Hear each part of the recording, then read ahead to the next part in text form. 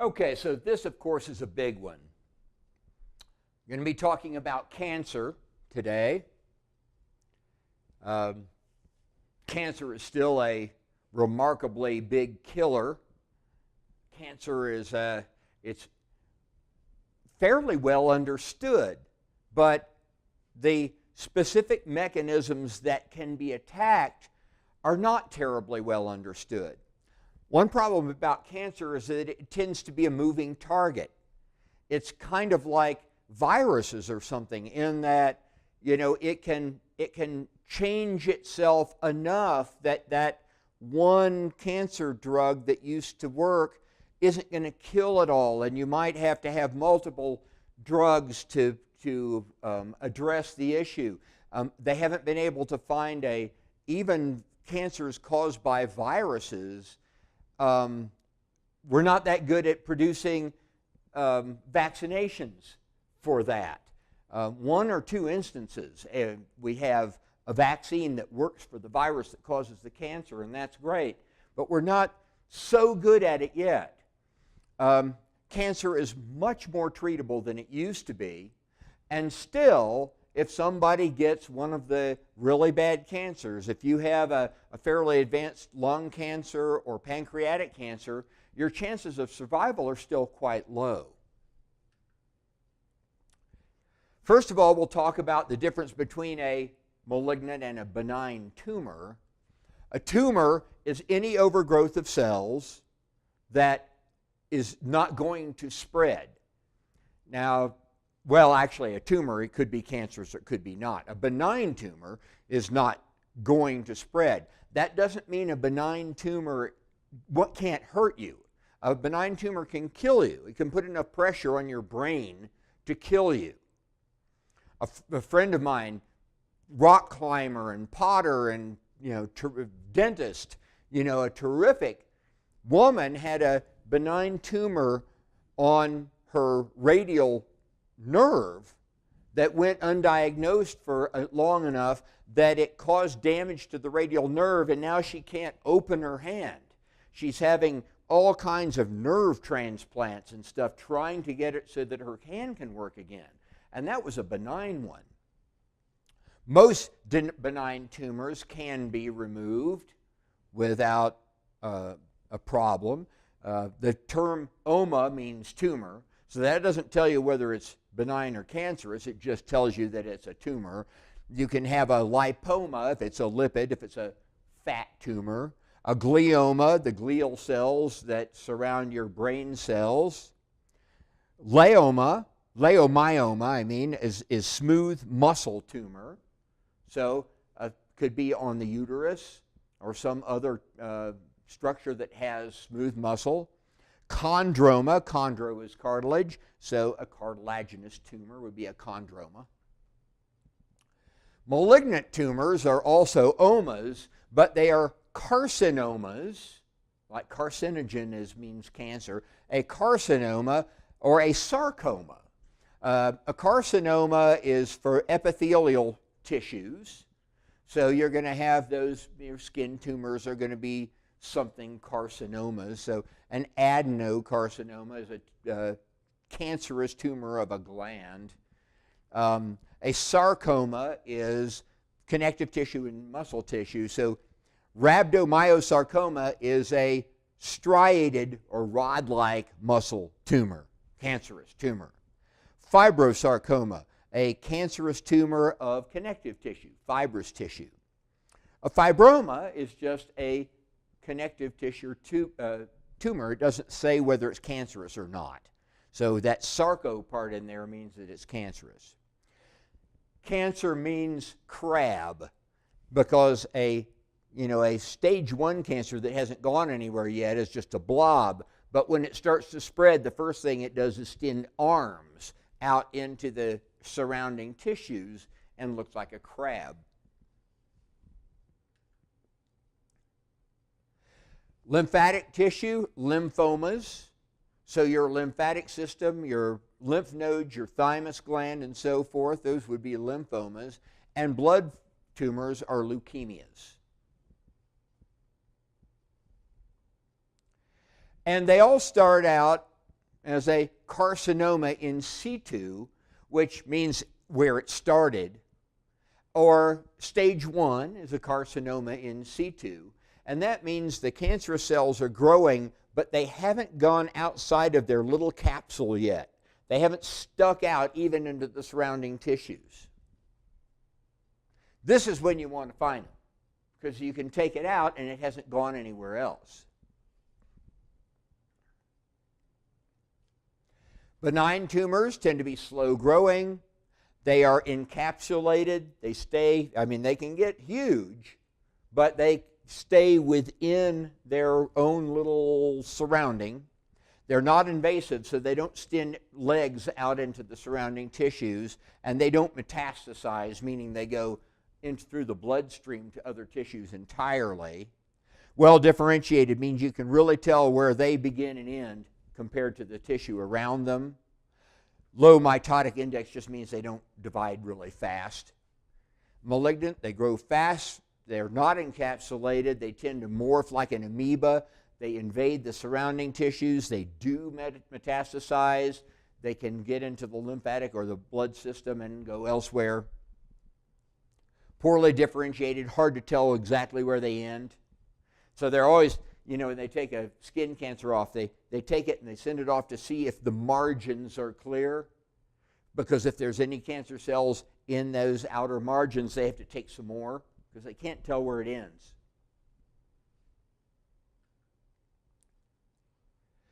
There are a variety of biologic tumor markers that let you know that you have a tumor, primarily cancerous tumor. Various hormones, enzymes, genes will change. They will be, some you could be born with, or other genetic material may change due to carcinogens that you've been exposed to, various antigens and antibodies. Your own immune system fights cancer. It does a reasonably good job. We make cancer cells sometimes and we kill them on our own. The trouble is they're our cells and they're not as easy for our immune system to spot as a cell that comes from some other critter. And so, we do attack and kill our own cancer cells when we can. Tumor markers help screen and identify people who are at risk for cancer who may already have it, diagnose the type of tumor that it is. You can have a breast cancer and it can have a couple of different kinds of breast cancer, different kinds of lung cancer. See if it gets worse or better. False positives and negatives are a big problem in any diagnostic tool, but tumor markers also. You can have a tumor marker and actually not have that tumor. It just happens that you make it. So you can have a false positive that way. And what is cancer in the first place? It's cells that have become changed from normal cells so that they have no control. They reproduce too fast. They don't need growth factors to replicate. Normally, you don't grow new cells unless you need them. And when you need new cells, you release growth factors that cause some mitosis and get some new cells made. But cancer cells don't need growth factors. They're going to multiply anyway. They lack contact inhibition. So normally, if a cell is right next to a healthy cell, it won't replicate because it's inhibited by being contacted on its sides. Cancer cells don't care. You can smash them all that you want and they'll still divide. Anchorage independence. Normally, if you have an epithelial cell like on the lining of your intestine, if it breaks loose, it's not going to split and make more cells. It just dies. But no, a cancer cell can break loose, go somewhere else, and divide and give you a new cancer somewhere else. And they create their own immortality. Your cells are designed to have a lifespan and die and be replaced by a new healthy cell. not to live forever, especially when things have gone wrong with them. Apoptosis, they get rid of themselves and you get a new healthy cell. Not cancer cells. They become immortal. They can keep dividing and dividing forever.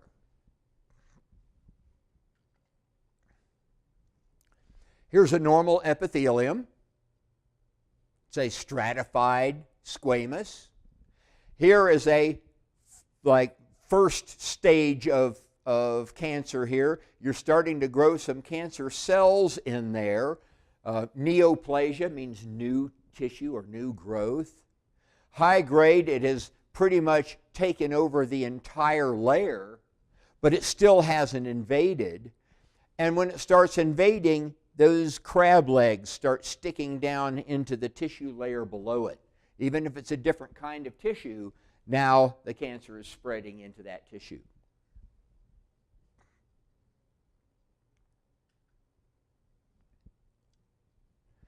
Cancers are genetic. You can be born with a genetic malfunction, or you can develop one after you're older. Genetic mistakes happen all the time, but a cell won't turn into a cancer cell unless something weird happens to its dividing mechanism. And so it's a genetic abnormality. Division over time, local mistakes in DNA of a cell. Just because it's you're older. Cancer is normally an old person's disease. Some kids are born with a genetic abnormality already and they develop cancer when they're 8. But most cancers happen to people over 50. Genes that are designed to fix problems. We have genes that are regulatory genes that look for injured DNA and either fix it or cause apoptosis of the cell. But if those fixing genes become abnormal, then you can't fix your own problems. Inflammation is a big cause of cancer. Inflammation causes genetic difficulties, genetic abnormalities to happen. So there are long-term inflammatory diseases that are very, very predictive of developing cancers.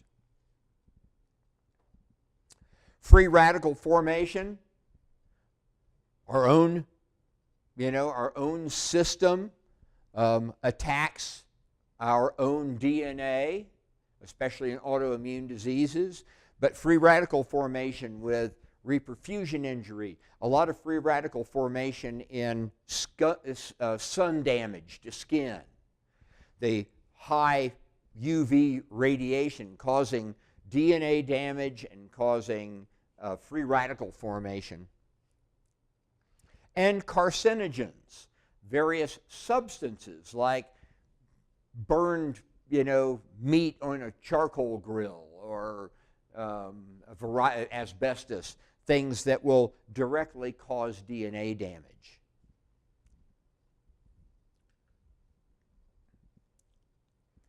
So the genetics can be affected. You can be born with an abnormal gene, BRCA gene, for breast cancer. You can be born with that, and that's a bummer.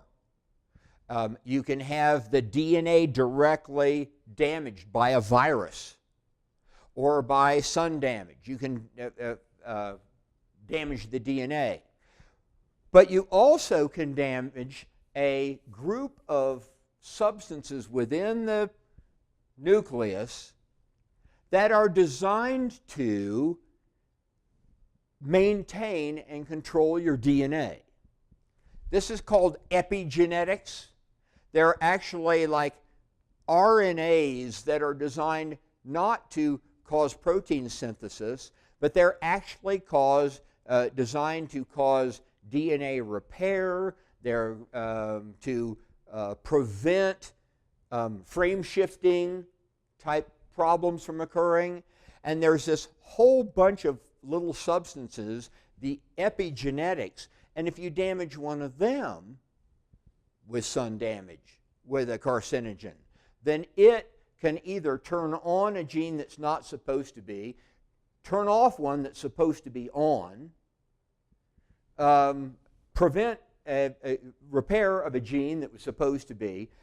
So again, this is another problem with cancer. Where is the problem? Is it the gene? Is it one of these dozens of other substances that are designed to maintain your genetics? It's still a genetic problem if this epigenetic substance turns on the wrong gene for you. Reactive oxygen species, free radicals, they bind onto things, even DNA, and cause them to be altered in the way they work. Methylization, this adding a methyl group. It's kind of like binding, one of these species onto something. You methylize something, and suddenly it doesn't work anymore. It's now a different substance than it was. And the microRNAs are within this epigenetics. They turn on the genes appropriately, and if they're damaged, they can turn on and off the wrong ones.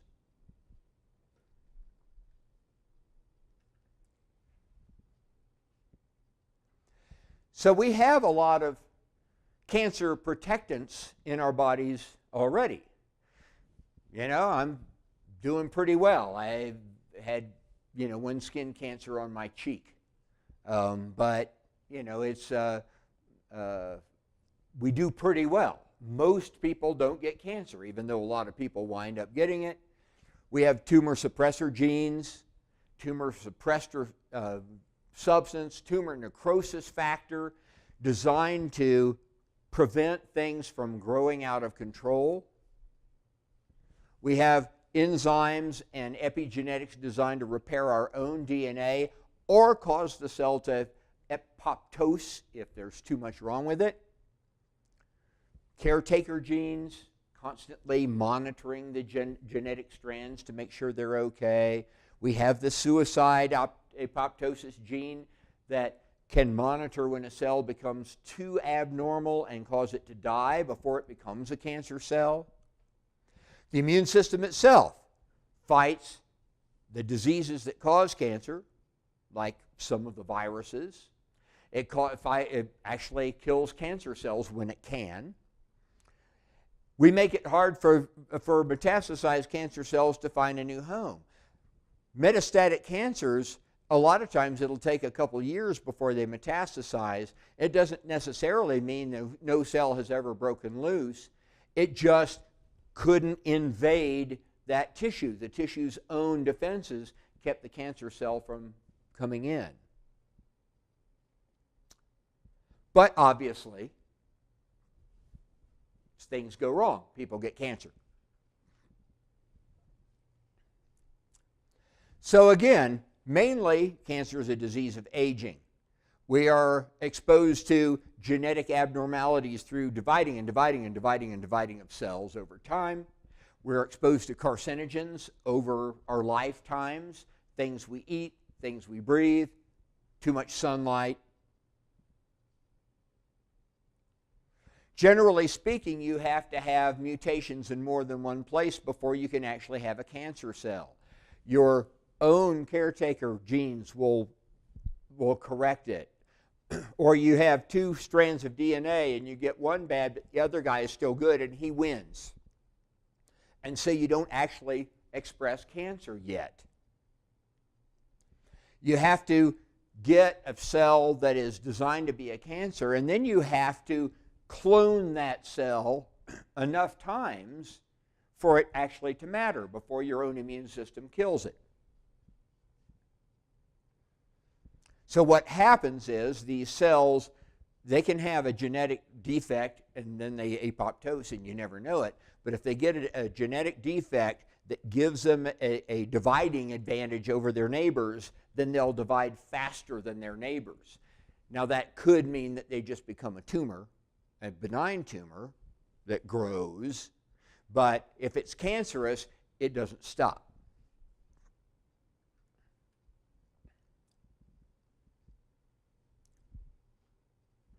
Proto-oncogenes are cells that direct protein synthesis under normal conditions but become oncogenes if they're damaged. An oncogene is a mutated gene that it can either be, you can be born with it, or the mutation of a normal gene by a frame shift or a deletion or a multiplication or something. And our tumor suppressor genes could be damaged so that they can't prevent these changes that allow cells to grow out of control.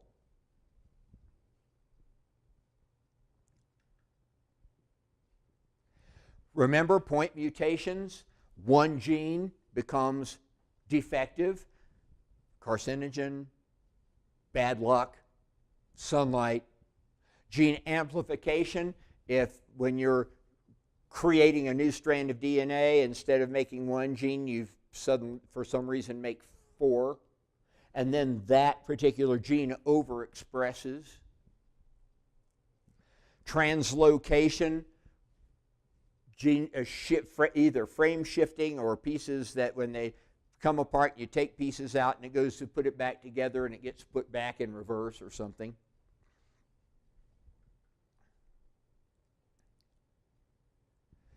Mutation of tumor suppressor genes so they don't work. Gene silencing, where an area of genes gets just turned off by a mutation process or by the epigenetics being that is designed to control which ones are on and which ones are off. It gets mutated and turns off a chunk of a gene or a section of genes. And the loss of heterozygosity. Okay, so if I have a bad gene here, but I have a good one here right next to it, the good gene usually is powerful enough to go ahead and let me be normal. But if I have bad, now I'm homozygous for the bad trait, and I'm in trouble. Either both are changed, or both of them are inactivated. Mutation of normal genes to abnormal genes. Proliferation of damage.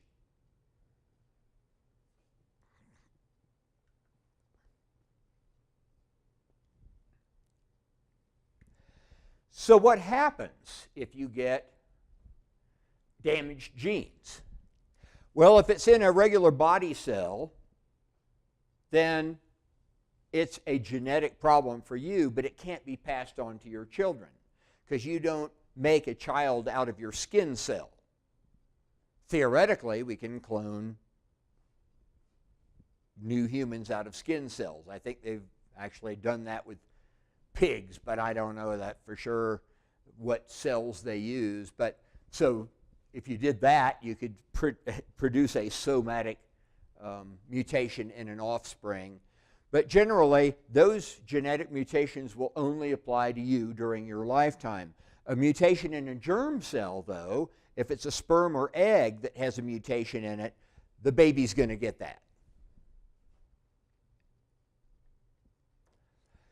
These germline mutations generally show up in a relatively small number of genes. That's why kids don't have cancer that much. But it could be in a tumor suppressor gene, so the child is born likely to get any kind of cancer. The retinoblastoma gene, retinoblastoma is a childhood eye cancer. Breast cancer, the BRCA or BRCA1 gene, is something you're born with and makes you more likely to have breast cancer later in life. Colon cancer, you can be born with a gene that predisposes you to colon cancer.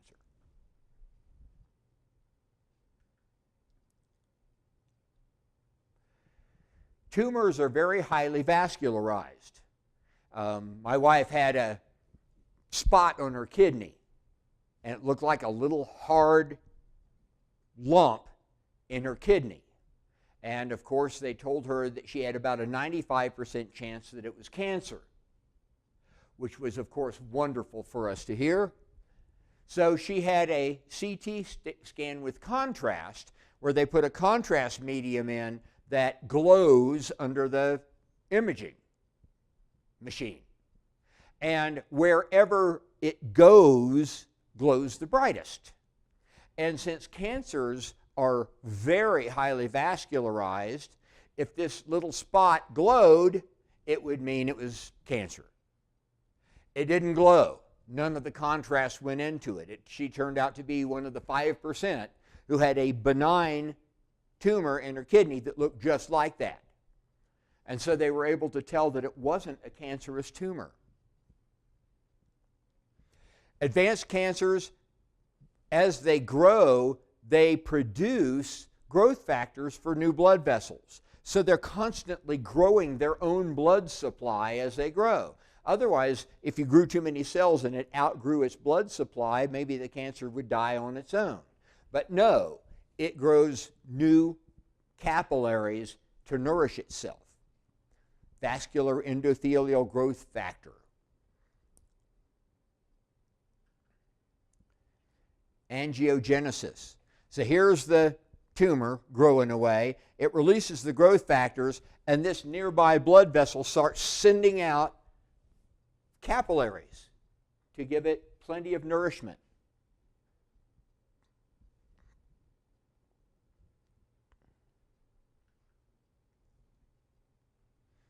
Most people have heard about telomeres. Telomeres are an interesting structure that's on the end of our DNA strands, and every time we split and replicate and divide a cell, one of the telomeres gets lost off the end of each DNA strand.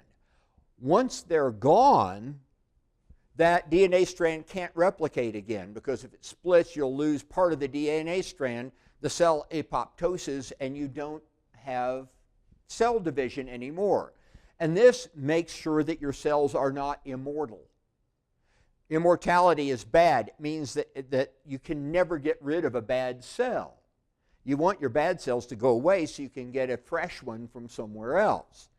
So the telomeres on the end, they're restored by telomerase. It's an enzyme. And as long as, like in growing young people who don't need to get rid of cells, they need more and more cells, telomerase will give them good, healthy telomeres that will allow cell division for a greater amount of time. And then it turns off because you don't want cells to be immortal. Cancer cells activate telomerase so that their telomeres never go away.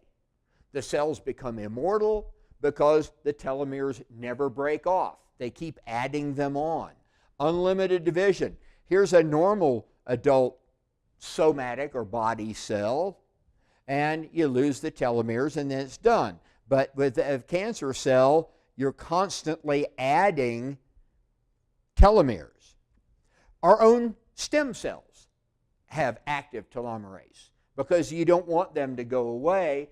Only when they are activated to become one of these guys do the telomeres start vanishing with division.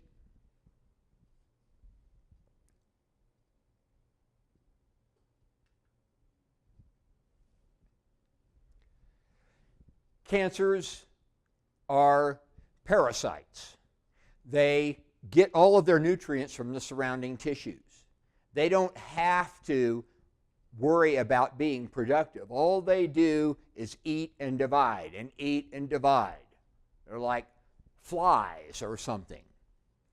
They can divide even when there's not much oxygen around. They work very anaerobically.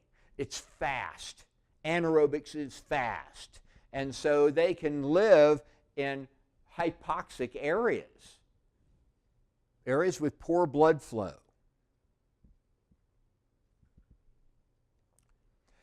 And as they divide quickly, they produce stem cells, cancer stem cells. And this is a big problem. When they create new cells, every once in a while, one of them is a stem cell that can morph to become the kind of cancer it wants to become. And when you give treatments, for cancer, a lot of your treatments manage to kill the regular cancer cells, but they don't kill the stem cells because they don't look like cancer cells yet. You know, if we have a targeted chemical that's designed to go after cancer cells, and this stem cell doesn't appear to be a cancer cell, it looks too different, you kill off the tumor and it comes back. The stem cells then start turning into cancer cells and reproducing. And it's one of the big reasons for, you know, the reoccurrence of cancers that you thought you got rid of.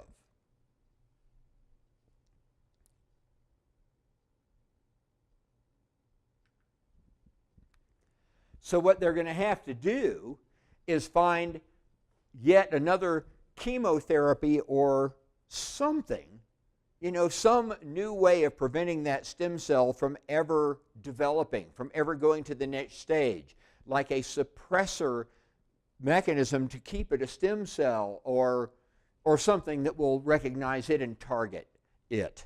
They're looking for ways of actually putting antigens onto cancer cells that are more recognizable by our immune system, like putting our own antibodies, man-made antibodies kind of on the cells, so our immune system will come and eat these guys instead of just going right by because they don't recognize them as being bad.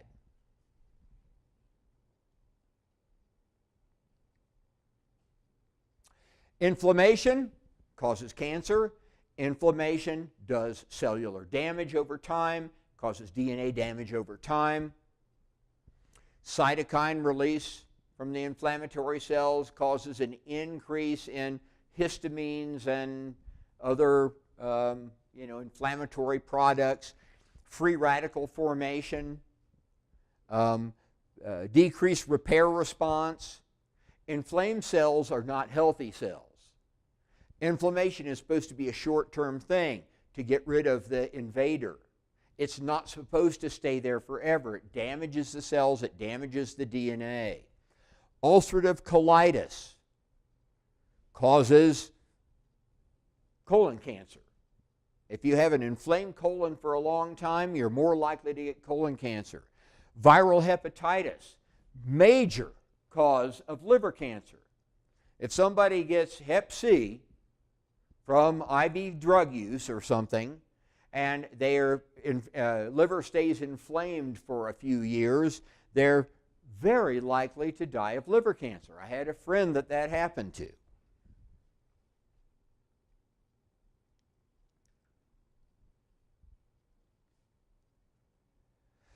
Some kind of cancers take off when your immune system is suppressed. So stress, which suppresses your immune system by cortisol, makes you more susceptible to cancer. HIV suppresses your immune system. 1,000 times more likely to get Kaposi sarcoma, the skin cancer that is, almost unique to AIDS. When if you saw people back 30 years ago, 40 years ago, when HIV wasn't controllable like it is now, and they started getting purple spots on them, they had AIDS. It was almost a sure thing. Non-Hodgkin lymphoma. In some cases, cancer actually causes inflammation to help cause cancer. It feeds on itself.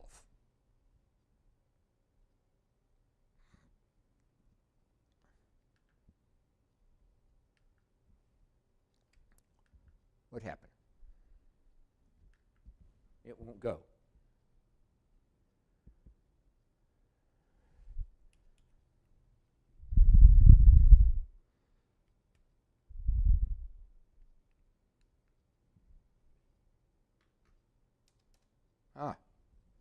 Good.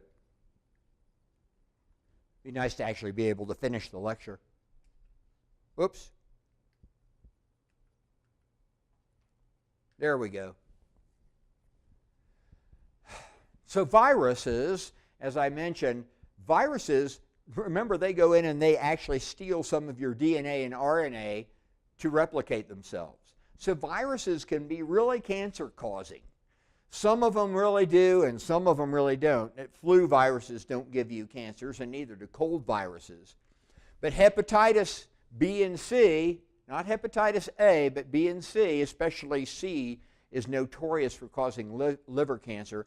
Epstein-Barr virus, we're going to see, once we get through with this first part of the course, and you know how inflammation happens, and you know how cancer happens, we're going to go through each system, and we're going to see what cancer of the lung looks like, cancer of the liver, cancer of the, stomach.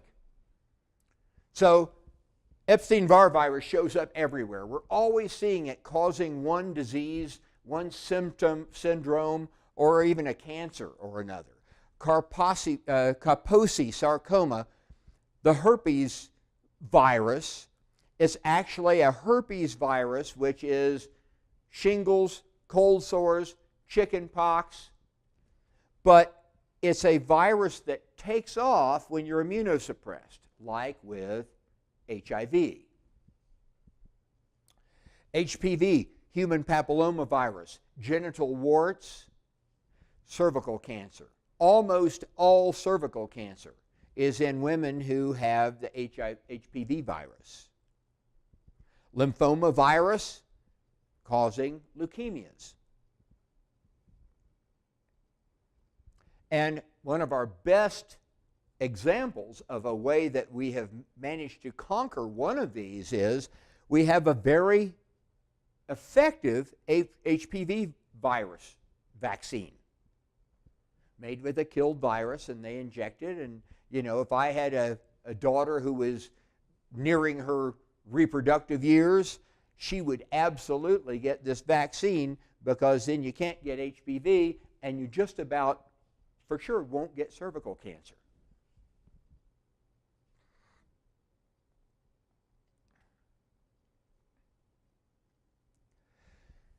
Bacteria can cause cancers. If you have long-term, low-grade infections, like the H. pylori bacterium that causes stomach ulcers and duodenal ulcers, those tend to be long-term. Not a staph infection on your arm that you get rid of in a month. You're not going to get arm cancer. But if you have an inflammation caused by an infection that lasts for years, more likely to get stomach cancers.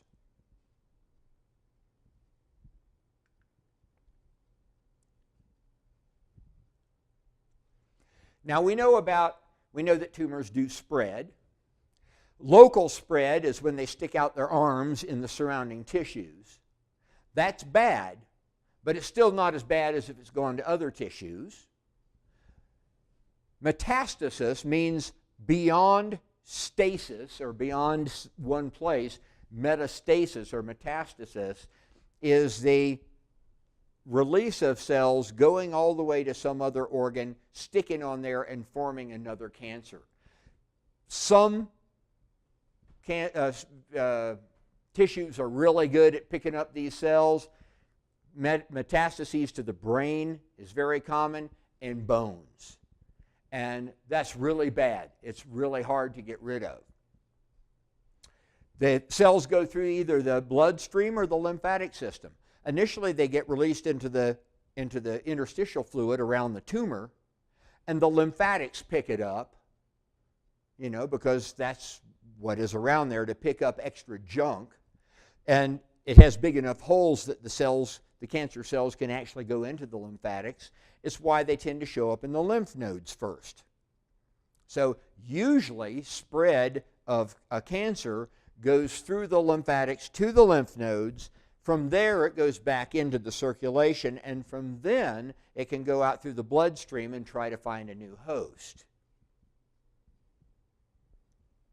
It's hard for cells to break loose from a tumor, and it's hard for them to find a place that will allow them to bind. And so that's why very often you have a cancer for a year or more before it metastasizes. So if you catch them early, it's so much better. Local spread. divide faster than they can die off, and therefore they start sticking out into adjoining tissues. They apply pressure to the tissues. Sometimes you'll get a blockage in the intestine, not because it's growing in the middle of the intestine, but right next to it and just shoves it closed, or a blood vessel or something. It breaks down barriers in the surrounding tissues. The tight junctions that cause cells to stick together release and let the cells break loose and move. And metastasis is when it goes completely loose from the tumor and can go anywhere else in the body. Into the lymph or the blood, secondary sites, and then it has to invade the secondary site.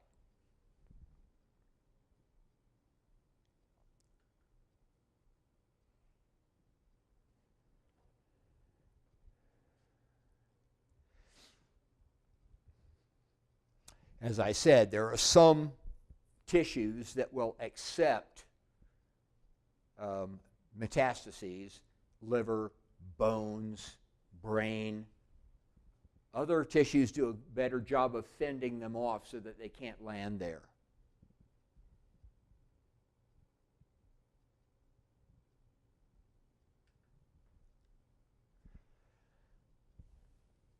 Early transformation, growing of blood vessels, invasion of surrounding tissues, release into a capillary bed, adherence, is going this way, moves through the tissues, gets to the new tissue, then it has to move through the capillary wall into the new tissue, and finally starts growing lungs. You know, you can have breast cancer that metastasizes to the lungs. Breasts don't receive metastases much. You don't get lung cancer that metastasizes to the breast, but you get breast cancer that metastasizes to the lungs.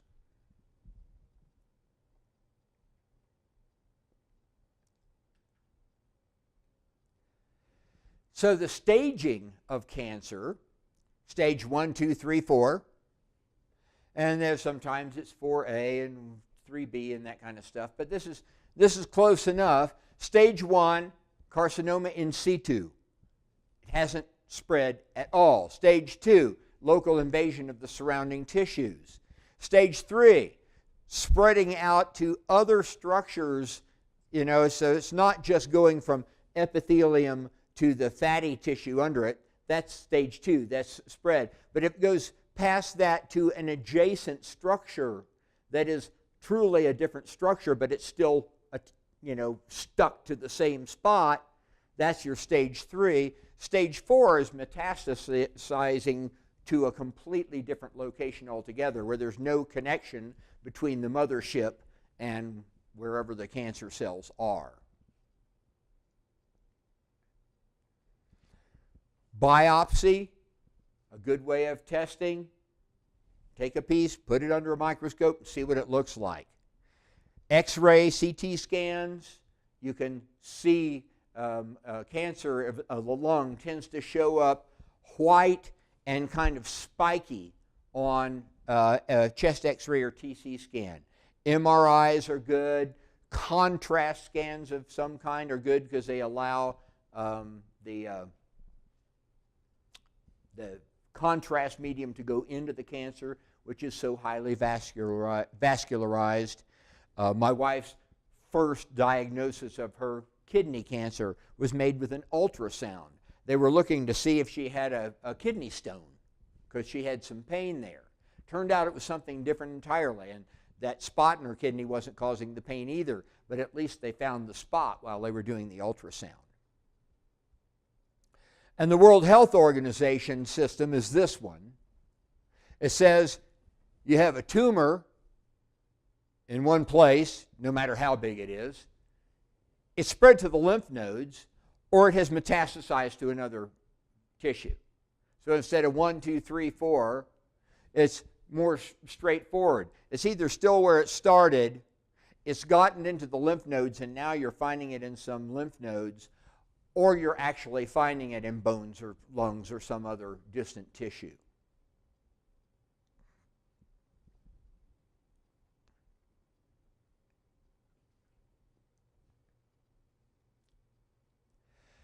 One problem with cancer is usually it doesn't hurt at first. Most of the pain from cancer comes from damage to other tissues later, when it becomes big, when it's spread. But for the first months or years, you may not feel anything. The skin cancer I had on my face certainly didn't hurt. It was just a little red dot that didn't want to go away. Little or no pain, but it will start to cause some metabolic changes. It can lead to some sleep loss and fatigue and so forth. Some of that is psychological after you've discovered that you have cancer. Most people are more than a bit worried. But also it can apply pressure. It can obstruct tubes like intestines. It can invade a nerve and activate that nerve. Stretching, pressure on the brain if it's a brain cancer, further inflammation. So all of these things can wind up causing pain as the cancer progresses.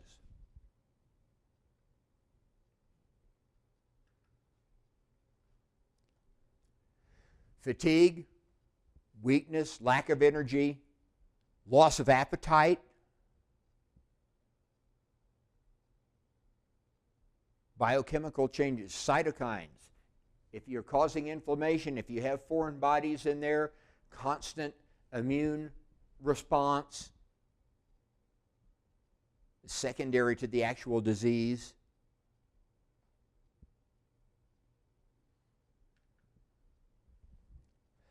Cachexia is very common. This is severe weight loss due to total loss of appetite. People just really don't want to eat. And your inability of your body to properly utilize those nutrients. The body is being immunologically challenged so that it can't do a good job of actually handling nutrients. 80% of patients by the time they die have experienced this. Anorexia means loss of appetite. Early satiety means that you eat 2 bites and you're full. Anemia. Taste alterations, nothing tastes good. Cachexia. Looks like a concentration camp victim just starving to death.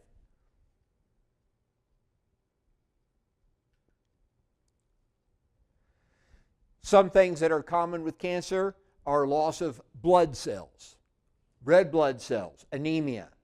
Most cancer victims are anemic. They sometimes need platelets. They sometimes need full blood transfusions. They need to take erythropoietin to make their own bone marrow ramp up and make some more red blood cells for them.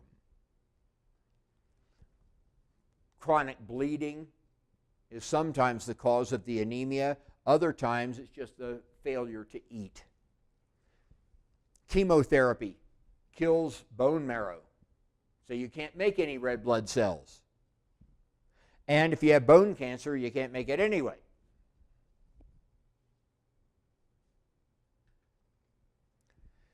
White blood cells and platelet decreases. Same reasons. Makes you at much higher risk for infection, much harder to control the infections because you don't have the white blood cells. You are more likely to have strokes.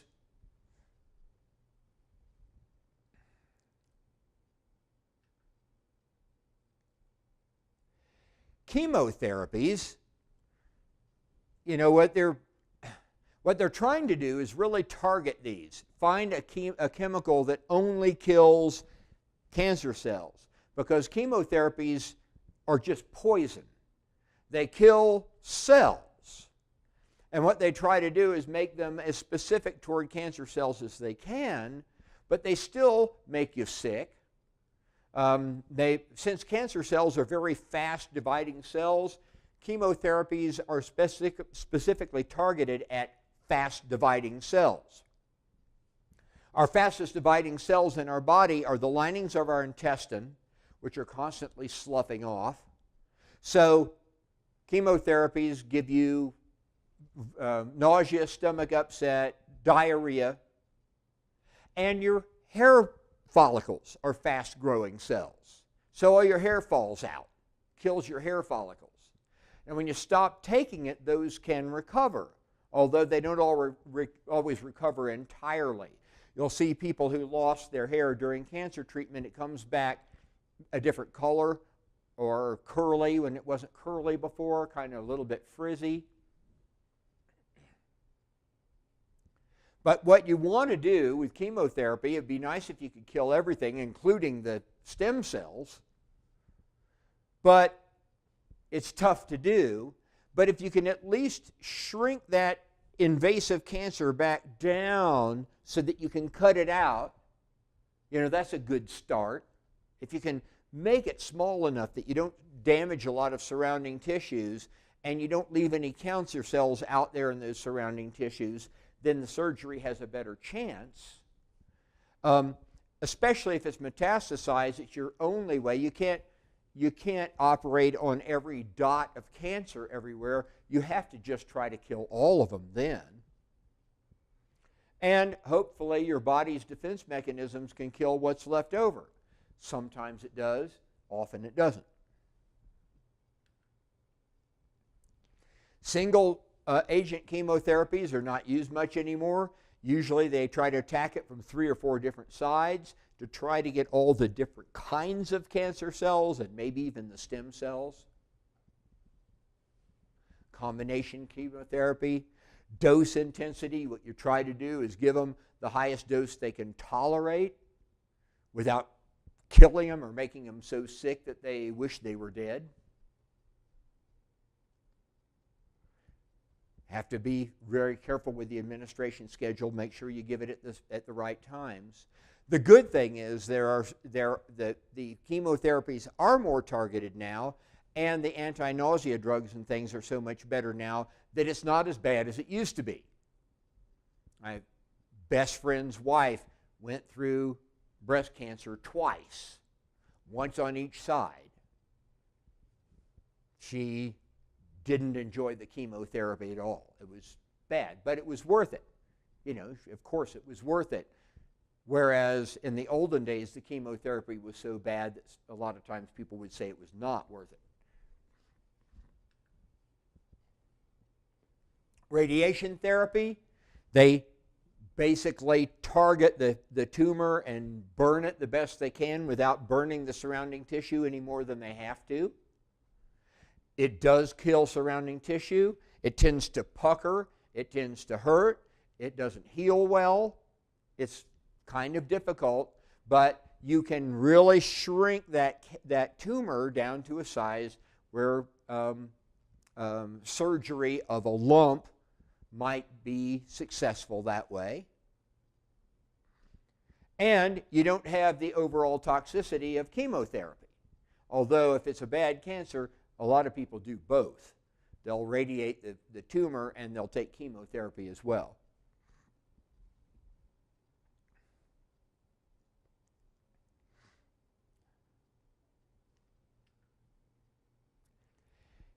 And surgery, of course, cut out the cancer if you can. You can do it in a preventative way. When you do a colonoscopy, if you see polyps, polyps are growths on the side of the colon, and they always start out benign. And if you take them off, then they won't become cancerous.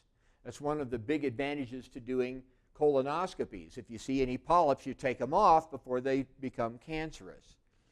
You can biopsy them and see if they have become cancerous, or take off a piece of skin and biopsy that, biopsy a piece of breast tissue.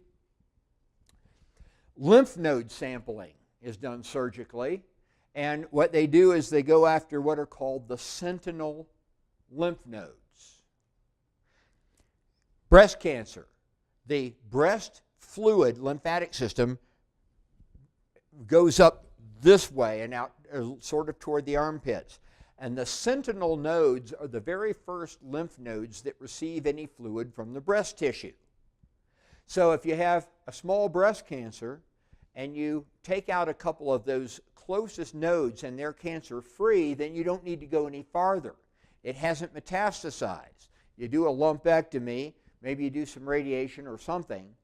But if these couple do have it, then you go a little farther and see if it's spread to there.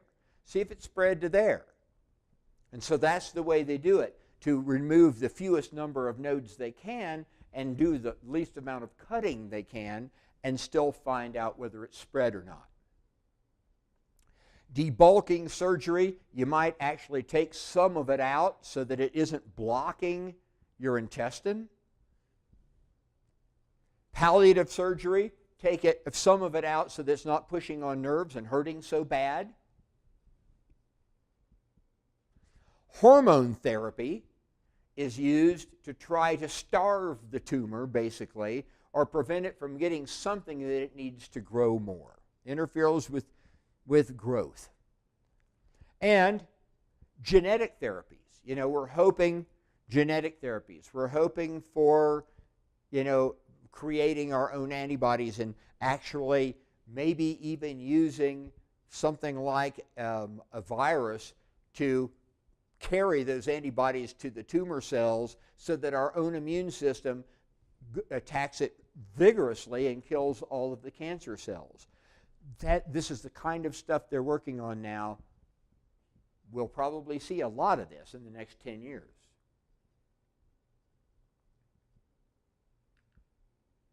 Cancer. Thank you.